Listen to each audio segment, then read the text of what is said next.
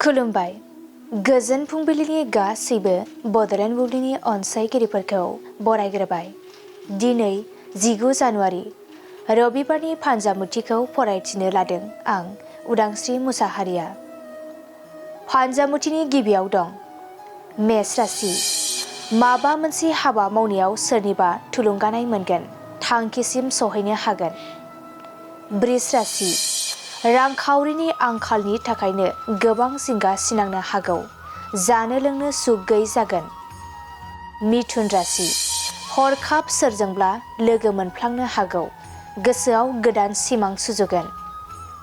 कर्कट राशि।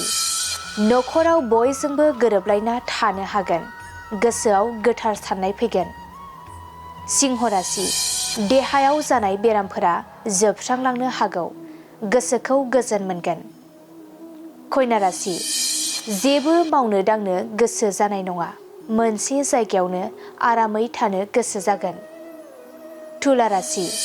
गावनि सांग्रांथि गैयैयावनो धोन दौलतआ जोबस्रांलांनो हागौ, गोबां दुखु जारला सहायनांगोन।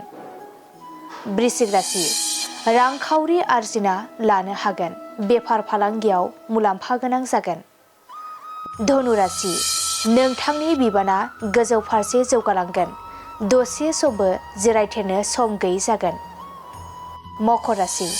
साननाय बायदि खामानिया मोनसेबो जाफुंनाय नङा, असान्थिजोंनो साना बारलांगोन। कुम्भ राशि। जिउनि थांखि लानायाव जेननांनो हागौ, गोसोखौ गाज्रि मोनबाय थागोन। मीन राशि।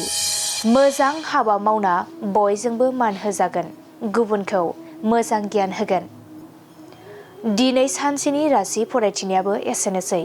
आसा खालामो नोंथांनि दिनैनि साना मोजाङै मोजां थांगोन, बेखौ बड'लेण्ड बुब्लि नखरनिफ्राय मिजिंथिबाय। गोजोन्थों। गोजोनथाव खौरां। क'क्राझार सहरनि जेडि र'डजों नांजाबनाय गोजोनपुरी रयेल इनफिल्ड श'रुमनि गोजौआव थानाय सेन्ट्रेल भारत सेबक समाजजों गनायथि होजानाय आइ आफा बिएम इनस्टिट्युट अफ पेरामेडिक्सआ नोंथांमोननो लानानै फैदों देहा जोथोन लाखिनायनि माखासे आयदा। लोगोसे 2025-26 मायथाइनि मुं थिसननाया सोलिगासिनो दं आरो फैगौ जोबथा फेब्रुआरि दानसिम मुं थिसननाया सोलिबाय थागोन। 10 थाखोनिफ्राय 12 थाखो उथ्रिसारनाय बिजाथि एबा फरायसाफोरा बे पेरामेडिक्सआव गावारि सोलोंथाइखौ लानो हागोन। क'क्राझार सहरनि गोजोनपुरी एबा गांजेमा बाजारजों नांजाबनाय आइ आफा बिएम इनस्टिट्युट अफ पेरामेडिक्सआ नोंथांमोननि थाखाय गोदान मुं थिसननाय आयदाफोरा जाबाय BSS Diploma in Medical Laboratory Technology, BSS Diploma in Operation Theatre Technology, BSS Diploma in First Aid and Patient Care आरो BSS Diploma in X-ray and Imaging Technology। बेफोर कर्सखौ 2 बोसोरनि गेजेरावनो आबुं खालामनानै BSS जों गनायथि होजानाय डिप्ल'माखौ लानो हागोन। लोगोसे गासैबो डिप्ल'माखौ लानायनि उनाव सोरखारि साख्रि मोननायनि सुबिदाबो दं।